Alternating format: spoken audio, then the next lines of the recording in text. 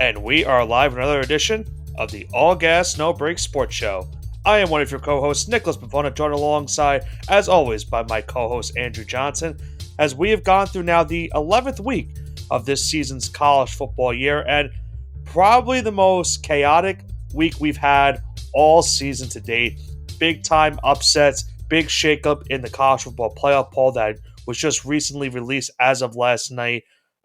Today, November 13th, the day after the poll was released. So a lot to break down on the show. A lot of interesting decision making by the playoff committee as to determining right now who are the top 25 teams in the country and who will be potentially at the end of the season in the first ever 12-team college football playoff poll bracket. And some very, I think, Johnson, what I've seen from the internet looking at this poll, there's a lot of critiquing as, a lot of people like some of the moves that the committee made, but they're also, don't like some of the other decisions that they made in this poll. And so it's like kind of like there's some good and some bad to what this poll is from last night.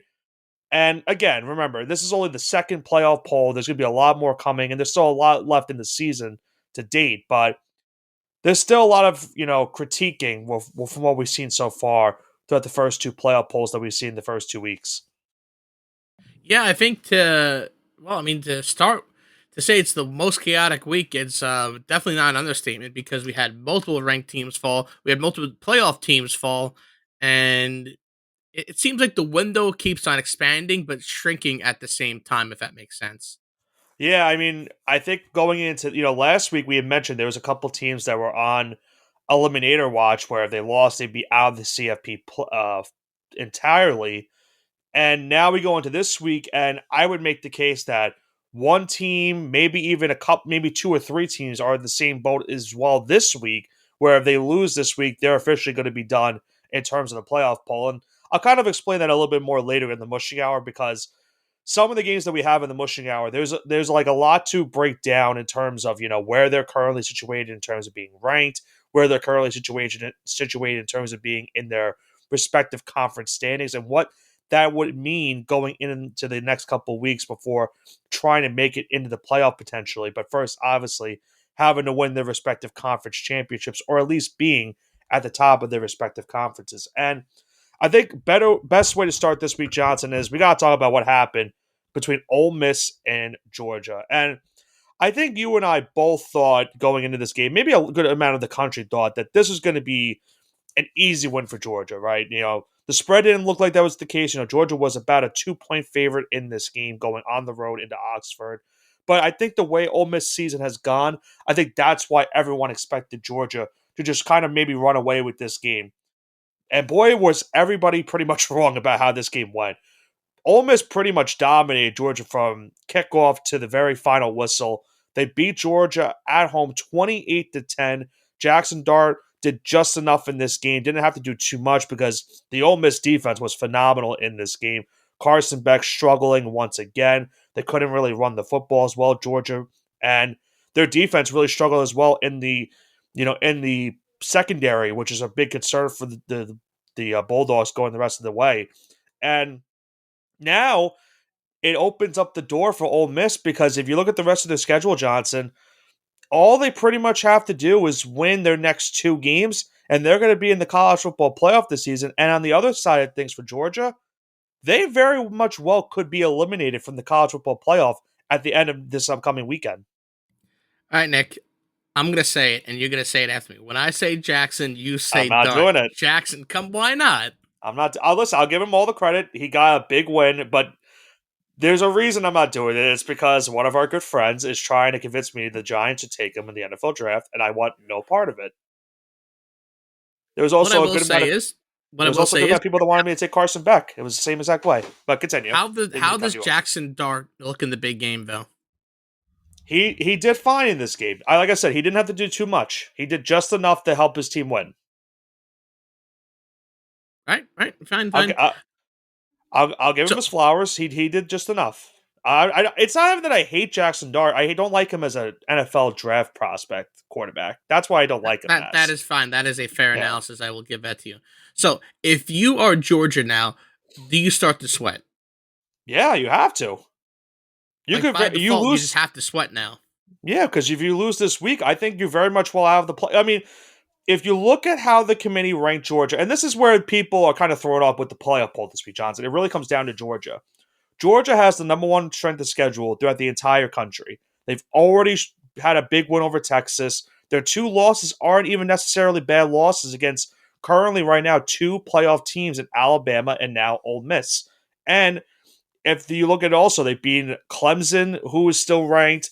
They've beaten a Kentucky team that Ole Miss lost to already this season. So that's where I think a lot of people are kind of thrown off of where the playoff poll was ranked this week. I'm not surprised Georgia fell. I think maybe surprised as to where they fell because they went from the number two, number three team in the country to now being number 12. But because of this playoff format, they would be the first team out of the playoffs. So now, because of that being the case, they have to win this upcoming Saturday against Tennessee. If they lose, I don't see a scenario in which they get into the playoff because they won't have an SEC championship game to play for to keep them alive. This is kind of wild times to be thinking of right now, right? And that's Right. another playoff about Georgia, which undisputedly has been the best team in the country over the last 3 years. When you take a look at their, I guess the full resume here. Uh, Right. so if they miss the playoffs this year, does the seat get warm? No, no, no, no, no, You don't think no. it gets warm? Just a little bit. I No, mean, no, no, no, no. That should not be a conversation. okay, no, it's just a question I had. I'm not saying, oh Yeah, my god, he deserves it. I'm just asking the Kirby questions here. Kirby has done more for that program than they've. I mean, they were known They as could have the ever pretty big. much dreamed as. They This is were like a the dream big game scenario for them. chokers in the SEC for God knows how many years. Decades. And Kirby finally got them SEC titles. He finally got them national titles. Like there should be no conversation about it. Now the conversation that should be had is, where do they go from here with Carson Beck? Like I'm not saying they're gonna bench him, but he has to play good on Saturday if they want to have any hope for the rest of the season. The last two games of the season you would think are winnable. Maybe not against Georgia Tech, I guess, considering what Georgia Tech just did this past weekend. But yeah, it's got to be a concern for Georgia going into the rest of the season because keep in mind, Johnson, this is Georgia upcoming this weekend. This is their final conference game of the season. They still have a chance to make the SEC title game, but what they would need to happen is first off, they need Ole Miss to lose another game, which I don't see realistically happening. Maybe It's against not happening. Florida. Florida would be the only way they lose another game. That's going into the swamp. So maybe you give Florida a chance in that game. Texas to Texas A&M, you're bound to have a two-loss team in that game because they already have one loss. So someone has to lose two games, and I don't expect either one to lose a second game leading up to that game in the final week. And then Georgia's playing Tennessee, so they could very much well hand Tennessee that second loss upcoming this weekend. But they lose, there's no scenario where Georgia make the playoff because they play UMass and Georgia Tech to end the season. They would have to at least be, one of the first, like ranked around where like Texas A&M is right now, like around 15, to maybe have any hope. And even in that case, they would need like a doomsday chaos scenario to even make the CFP with three losses. So it's must win from here on in for the Bulldogs if they want to get back to the college football playoff. All right, I think I like that analysis. We can go into the next game we have here, and it was a doozy to say the least. Yeah. I don't know what happened with Miami. Yeah, I don't. I actually I can't tell you exactly what happened in Miami. They could not stop the running game this past Saturday against Georgia Tech. We knew Georgia Tech was going to be a shaky game. We Both of know you they're and at least a I. decent football team. Yeah, I think my thing was going into this game was we were still waiting to see what the injury status of Haynes King was. And he got injured in this game again, so he didn't really play a big factor. But again, Georgia Tech didn't even need either one of their quarterbacks to be there. King finished the game strong pretty much. He ran for 93 yards, and the team itself ran for 271. Miami could not stop the running game for whatever reason possible. Cam Ward threw for three touchdowns, threw for over 300 yards, no turnovers as well. You would think Miami wins this game 10 times out of 10, but That was not the case. They lose at Georgia Tech this past weekend, 28-23. It's Miami's first loss of the season. The good news for Miami, Johnson, is despite this loss, they're still in the college football playoff going into this upcoming weekend. They're the ninth ranked team in the country. They would be the number 4 seed in the playoff due to the fact that the committee is projecting them to win the ACC at the current moment, even though they right now, that's another scenario where there's a chance that they might not even make the ACC championship game. It comes in factor to SMU right now is surprisingly the only undefeated team left in the ACC, and then it might come down to a tiebreaker between Clemson and Miami to see who makes the ACC championship game. I think it would go to Miami because Clemson lost to Louisville and Miami beat Louisville. So if Clemson basically from Miami, all they have to do is avoid a second loss, and they should be playing SMU or maybe even Clemson for the ACC title game. But not a good look from this past weekend, and they really need to fix these problems in their last 2 games of the season. Which, if you look at it, you would think they more than likely get the wins in those 2 games, but who knows the way this college football season has gone. Yeah, and you said it best. It's been an absolutely crazy season because this is a game that they should win. It's not even like controversial, but when you only have 88 passing yards on the game at a high level of college football, and I realize Army, Navy, those rush offenses can work, right? Yeah. But I don't think it works at the highest level. That's why you really don't see this succeed in the NFL, at least in the modern NFL, because historically it has been successful. Even despite having that gross discrepancy on the ground, it was the passing game that really made the difference. The last time I can remember a performance like that was a run only offense that was really successful was Michigan last year, and even they were special because they had such a great offensive line to do it. And I don't think Miami has the offensive line to carry that for a full game, and you saw it on display here. Yeah, their defensive line really struggled in this game against Georgia Tech. And I think, if I'm not mistaken, they're the 4 seed. If the season ended today, they more than likely would either have to play Ashton Genty and Boise State in the second round, or they'd have to play Ohio State in the second round.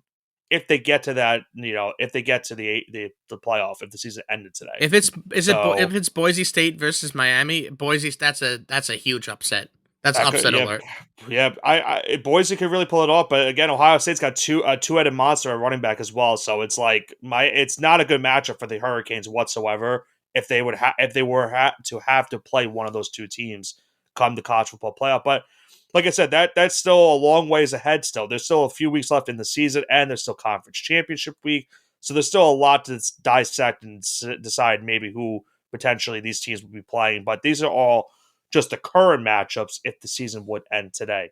Now, as we mentioned, Johnson, last week, we also had an eliminator game this past weekend in Baton Rouge, and it certainly eliminated one team from the college football playoff discussion as Alabama goes into Baton Rouge and stomps LSU by the final of 42-13.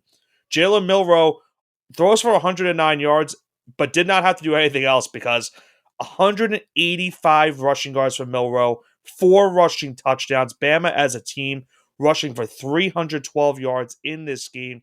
They dominated LSU as well from the opening kickoff to the very final whistle. And they now are in a good position, as kind of what we said last night, Johnson, on the NFL podcast.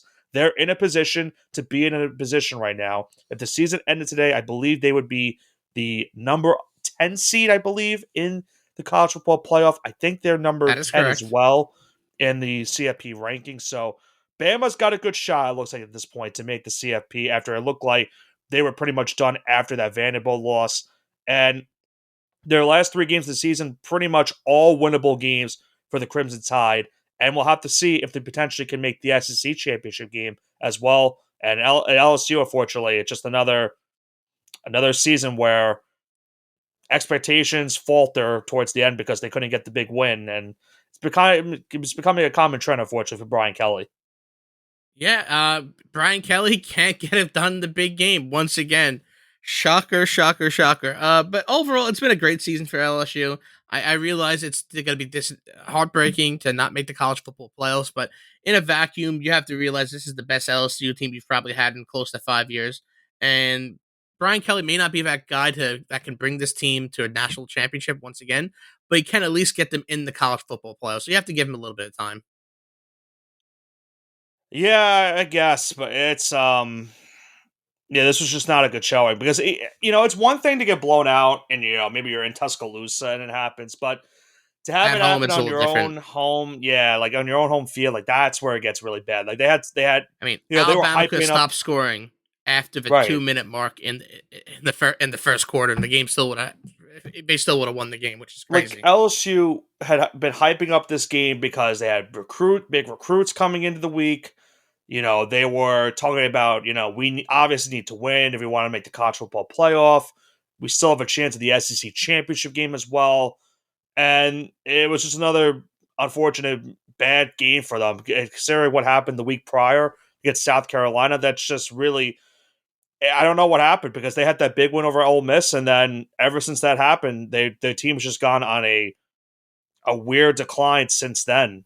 And even the Texas A&M game as well. Nothing's gone right for LSU. I didn't mean to say South Carolina. I forgot. I was mixing them up with Texas A&M. But again, they also probably should have lost to South Carolina earlier on the season. I meant to say the Texas A&M game and the Alabama game ever since Ole Miss. LSU just now look like the same team, unfortunately, at both sides of the ball. And they're now going to be. They fell pretty hard in the rankings when that was the right doing because they're pretty much done now. They have no chance of making the CFP now at this point, and they have no chance of making the SEC championship game as well. However, Johnson, it does look like that we do have a team that's probably going to be confirmed to be in the CFP no matter what, barring a cataclysmic upset in their final game of the season. And I'll mention that in just a moment. But how about the Indiana Hoosiers? Probably the biggest story we've seen all season. Probably the biggest, surprise story of the year. Maybe them, maybe BYU or SMU. But Indiana football, for the first time in its program history, is 10-0 after they held on to beat Michigan by the final of 20-15. Um, Big win for them because it's not only their first 10-win year in program history, it's the first time since 1988 that they've beaten Michigan in football. So it has been a long time coming for this Hoosiers football club. It's just been an insane ride that they've had. And I mentioned that they pretty much look to be a lock for the CFP because they're now the number 5 team in the country.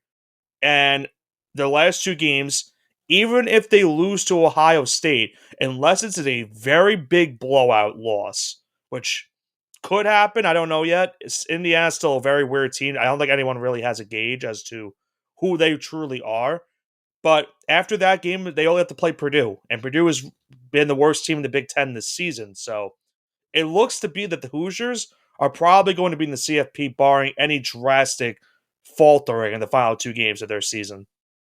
And it's crazy what NIL can do for a program because, again, like you said, this was not a historically good football program. They have that Mark Cuban money right now. I know it was a very close game against Michigan, and Michigan's probably had one of its worst seasons in the last 20 years. But like you said, they're in position, they're in the driver's seat now. If they get a win against Ohio State, they're playing for all the marbles.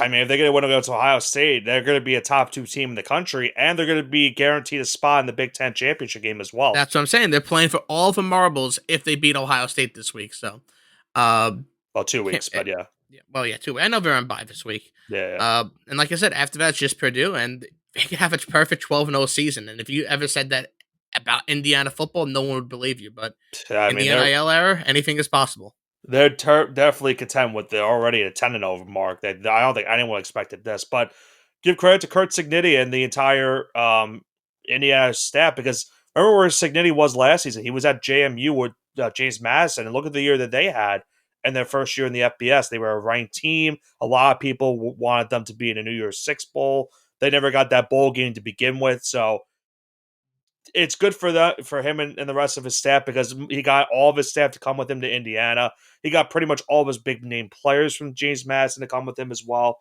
And it's turned out to be a great success because now they're 10-0 in a position to potentially be in the Big Ten championship game if they go into Columbus and knock off the Buckeyes. And as we mentioned, more than likely are going to be in the college football playoff. They might have I'd have to look at the odds, but they might have either the second or third best odds potentially, I think, to make the CFP regardless of if they lose to Ohio State or not. I would have Yeah, to look regardless before of we go outcomes, you'd have into to take a look at that. I'd believe you, Bill. I think I would have to I'm going to look real quick before we go into the mushing hour.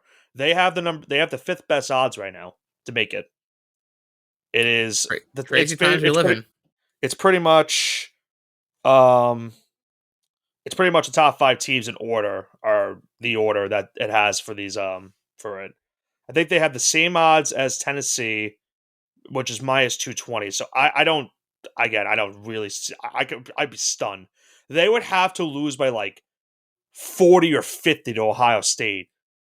And then you have that conversation of do they really deserve to be in it? Because the biggest problem with the committee, and for maybe most of the world, is Indiana really hasn't had that major statement win this season. Like it's not to their fault. They're playing their schedule that they got. Like they're playing who they're playing in front of them, but they really haven't been a significant team of note to be in the position where they're currently the fifth ranked team in the land.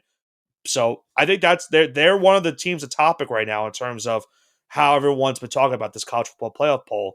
And it's not only them, it's Georgia, Penn State now is number 4 again. So like everyone's up in arms about that because Penn State their best one's probably against Illinois this season, and they just had that loss against Ohio State not too long ago. People are up in arms against about Texas because their best wins against Vanderbilt. Michigan is now really looking bad, even worse. So that win earlier in the season doesn't look as good. And I think the reason that the committee made this decision is because of what happened this past week with Georgia falling, with Miami falling. Like I don't think the committee had any other choice but to put Texas and Penn State back into the top 3, top 4. And if the season ended today, Texas would be the 2 seed, Penn State would be the 6 seed. So it's a whole other it's just a weird conversation to have. Like it's tough to really gauge as to do we really think Penn State or Indiana or BYU is a top 4 team in the country? More than likely no, but that's just how the season has gone so far this year. And those are not the only talking points that I've seen so far in terms of where the CFP poll comes after after last night, I should say. Yeah, and I think you kind of summed it up well there. I really don't have much to add to that, but we can get to, I guess, the final segment right here, or the Yeah, second to final segment. Let's talk about those. Let's just. I'll let you take over. I'll let you take over. yeah. So I'll make a quick note about the CFP and what I was going to talk about earlier in the show, where there's still some team. I would say right now there's still some teams alive in terms of where they need to get in terms of making the college football playoff. You look at the rankings itself. I mentioned Georgia right now would be the first team out if the season ended today, so they need to win this upcoming weekend. SMU is still alive. I think they're the second team out, but they really could use. They really need the first up being the ACC championship game, and they probably are going to have to win the ACC title game. It looks like Texas A&M is not dead yet. They still very much alive, but they're going to need a team or two to lose ahead of them, and they need to beat Texas more than likely. Um, I would say, Johnson, that Colorado right now looks like they might have a clear path to making the college football playoff. I really Right think now, so, and I didn't want to. I didn't want to say it before you said it, but I think it's right there for the taking. If they win their final 3 games, they would more than likely play BYU in the Big 12 championship game, and that game's going to decide probably who makes the CFP. I would venture to think that there's only going to be one Big 12 team that makes the college football playoff, and it's probably going to be the same thing for the ACC as well. It's probably going to be Miami or SMU that makes it. I would say Clemson has has a less than 5% chance of making it. They would need to win out and be in the title game itself, but it's very slim. Um, and the other teams that I could see making a case for it, again, it would come down to if Boise State loses again, Johnson. But watch out for Washington State. Wazoo is number 18 in the country.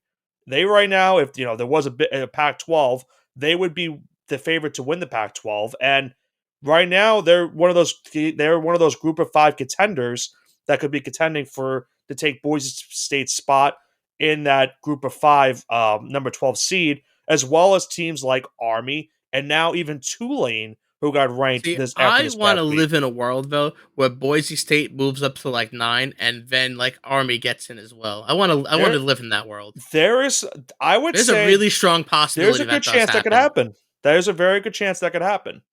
I think what you So would I have a need to question. happen. Wouldn't Yeah, Washington State take it, Vel, because they're not Power Four, the Pac-12? right. So they're a group of five now because it's no Yeah, they're a longer. group of five. So So they would. So Washington. So teams like Washington State, Army, Tulane, who are ranked, are hoping that Boise State loses a game from either now or even in their conference championship game, listen, they even wanted to win, lose a game, or they wanted them to win out. or they need, There's no or they're going to difference need help, right? Or they would need help because from they don't another need that team much in a help. Power Five Because and Power Four. listen, one of Old Miss and Georgia is going to drop out, and that puts Boise State right in there. I don't know. I don't know if they do.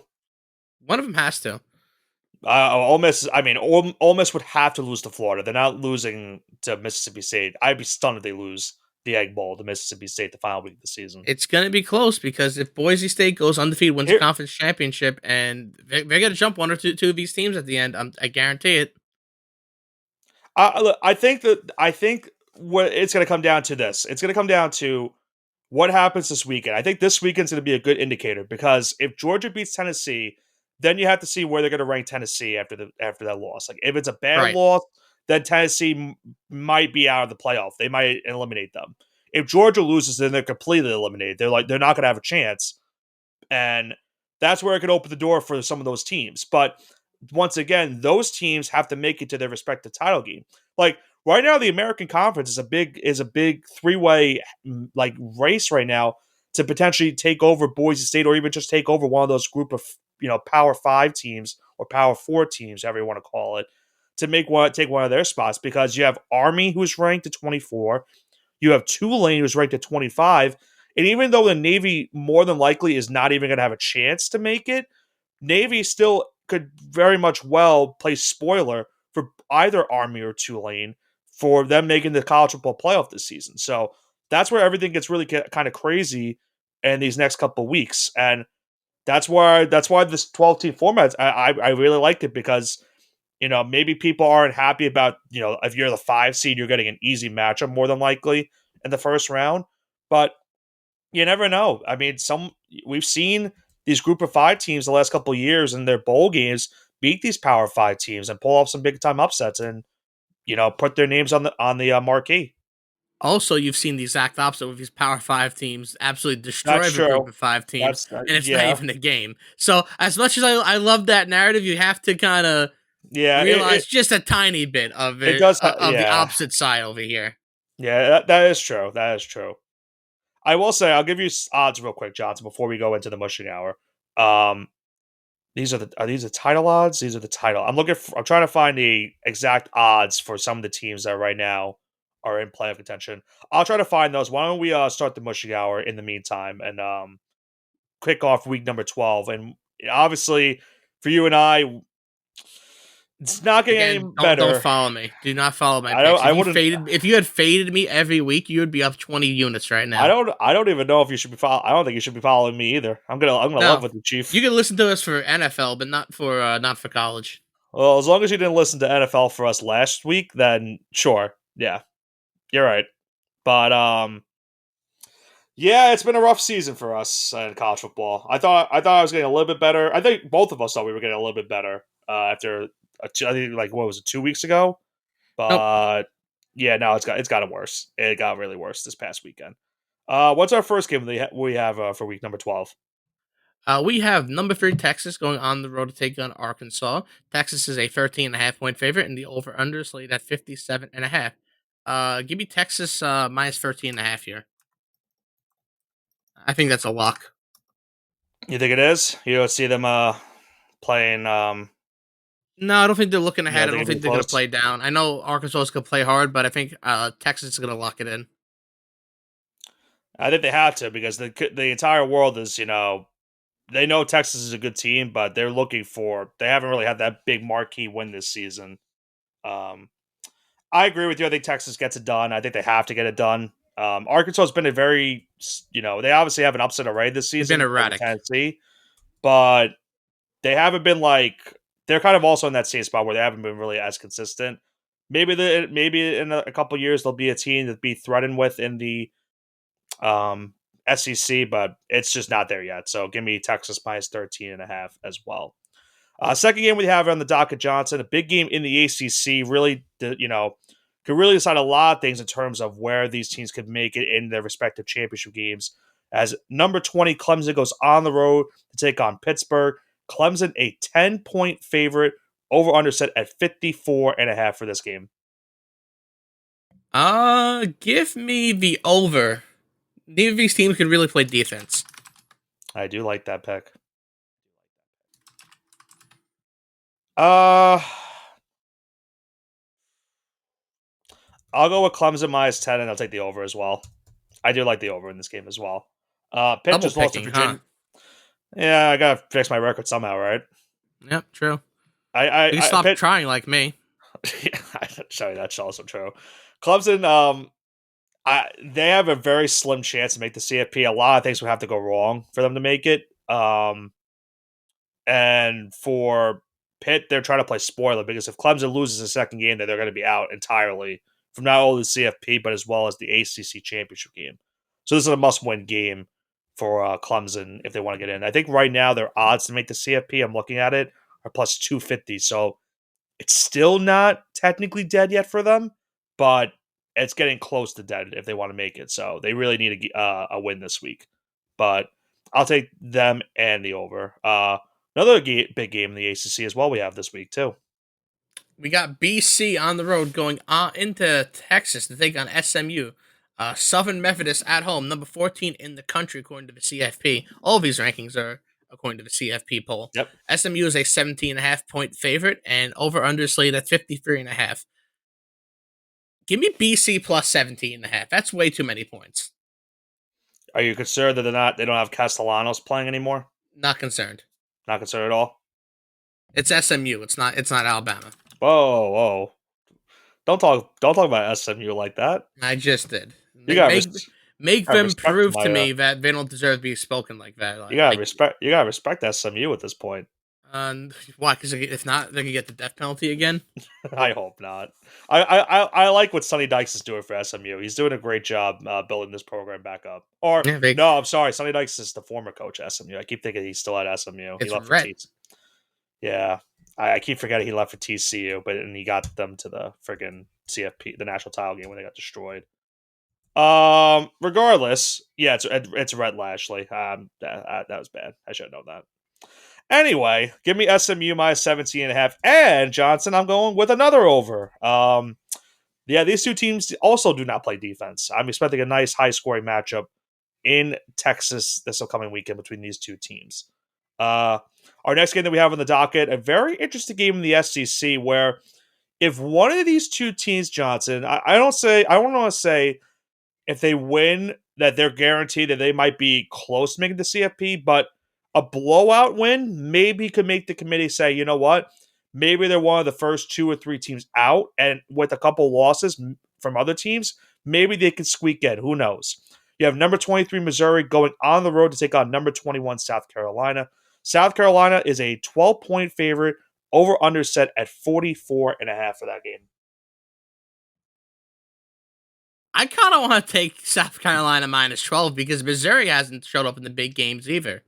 So give me. And they might not have Brady Cook again. Give me South Carolina minus 12 here. I think that might be a trap, but the line makes sense. It seems like it's a trap, but I'm going to fall for it because I'm also going to go with South Carolina minus 12 in this game. Missouri just lost their starting center as well, so I don't know if they're even going to have their starting quarterback in this game, Brady Cook. I just like what South Carolina's been doing as of late. They've been one of the hottest teams in the SEC after they had that unfortunate loss to Alabama where they realistically could have won. And they've looked really good ever since then, including big wins over Vanderbilt and Texas A&M. So give me the Gamecocks in this game as well. All right, that's going to bring our next game here. We have number 25, the Tulane Green Wave going into... What a game, I know. Number 25, Tulane going on the road to take on Navy. Tulane is a 7-point favorite despite being on the road. Give me Navy plus 7 here. Okay. I mean, I have no other choice, Johnson, but to take Tulane -7. They were remember at the beginning of the season, I picked them to play in the college football playoff this season, and I am I have been a Green Wave rider ever since the start of the season. Right now, they would be in the American Championship game if the season ended. If they lose this game, they're going to be eliminated from making the championship game and eliminated from the CFP. They win this game, then there's an interesting scenario because they're more than likely going to be guaranteed to play Army in the championship game, and Army still has to play their game against Navy in a couple weeks, and that's even before.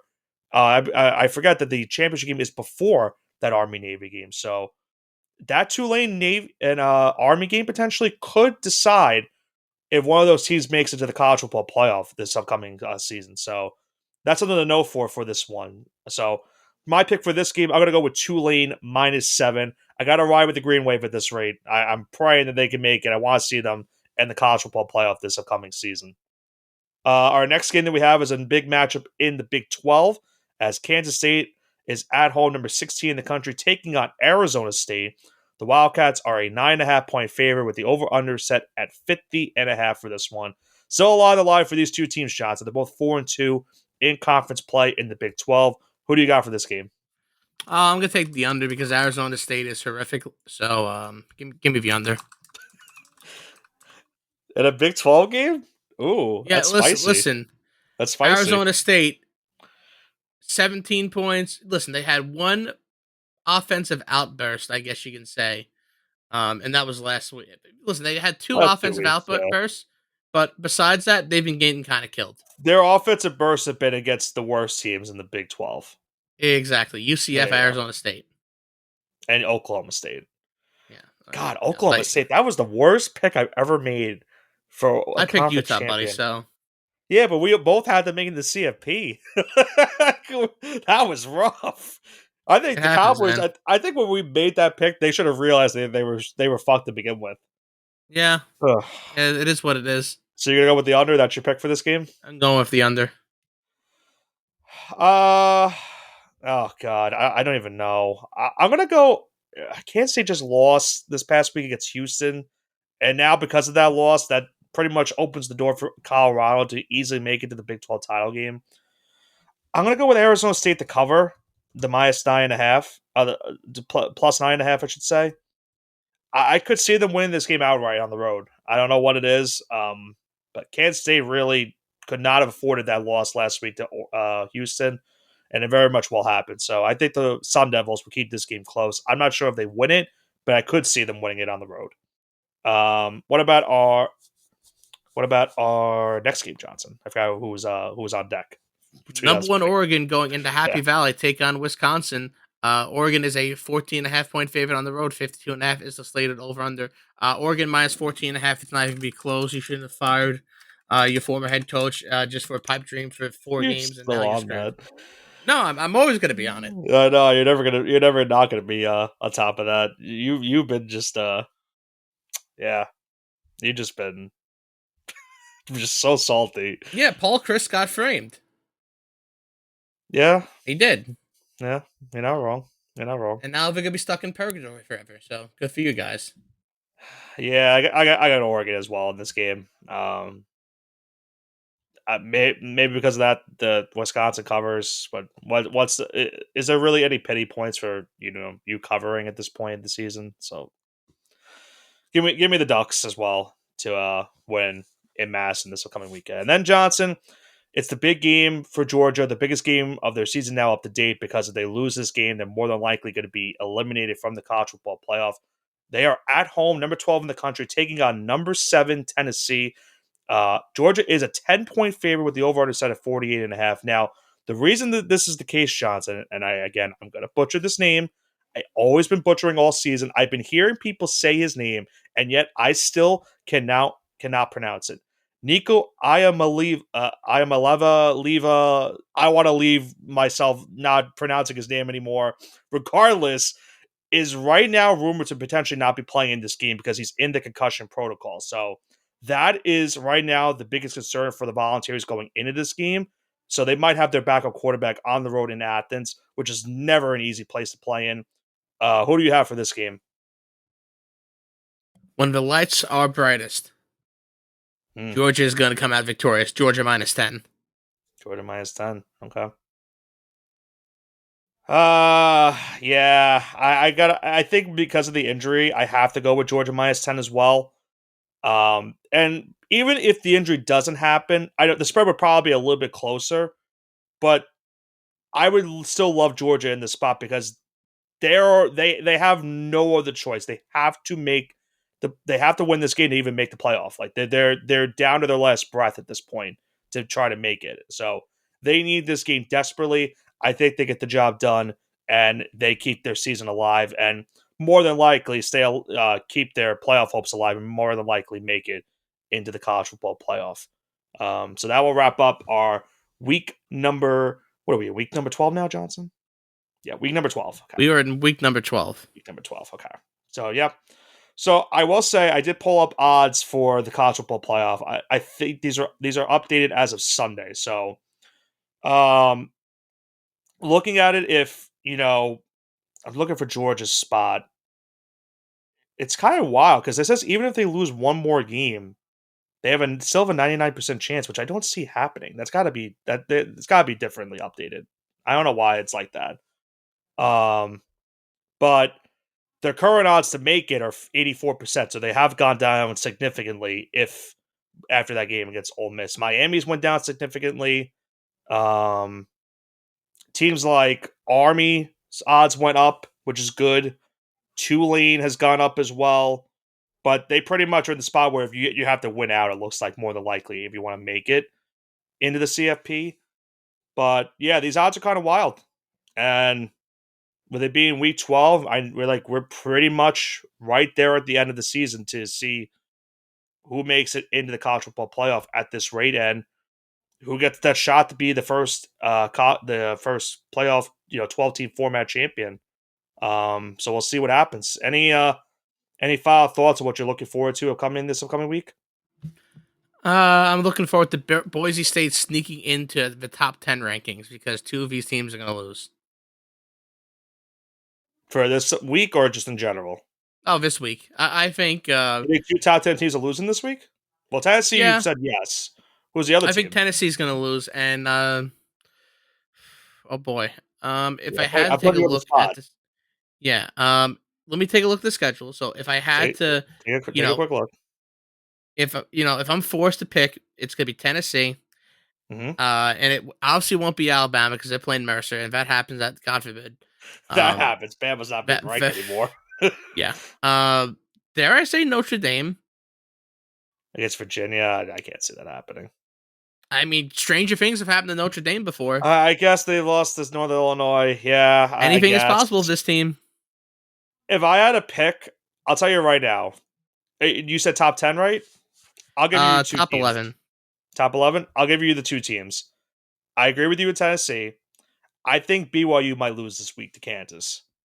Hey, that's It's saying definitely possible. because Kansas is 3-6, but look at the line spread for that game. BYU is a 2.5 point favorite for a game against a 3-6 team. Someone knows That is something.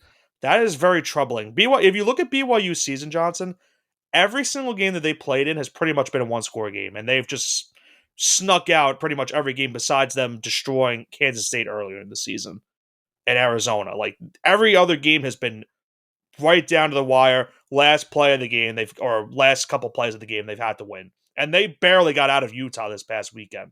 So, if you want two teams, I'd say Tennessee and BYU are those two teams. And BYU, as I mentioned, one loss won't hurt them in the Big 12 title hopes, but two losses would officially eliminate them more than likely for the Big 12 title, and one loss in regular conference play could probably eliminate them potentially from the college football playoff entirely because they play Kansas and Houston who are under 500, and their only best game left is Arizona State, which is not the best game, but could be a loss for BYU considering they're on the road for that game. So that's something to watch out for this upcoming weekend. That might be something that maybe you and I discuss next week on the All Gas No Break Sports Show.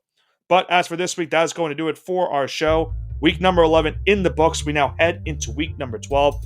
And week number 12, we'll see if it can get even more chaotic than week number 11 provided us. We'll see what happens in the matchup between Tennessee and Georgia. Big matchups between Tulane and Navy, Clemson and Pitt for the ACC, top of the ACC standings. We'll see what happens between Missouri and South Carolina. And can Texas potentially avoid an upset on the road against Arkansas? We'll have to see what happens in week number 12. This has been Nicholas Pavona, joined alongside by my co-host Andrew Johnson for the All Gas No Break Sports Show. Have a great rest of your week.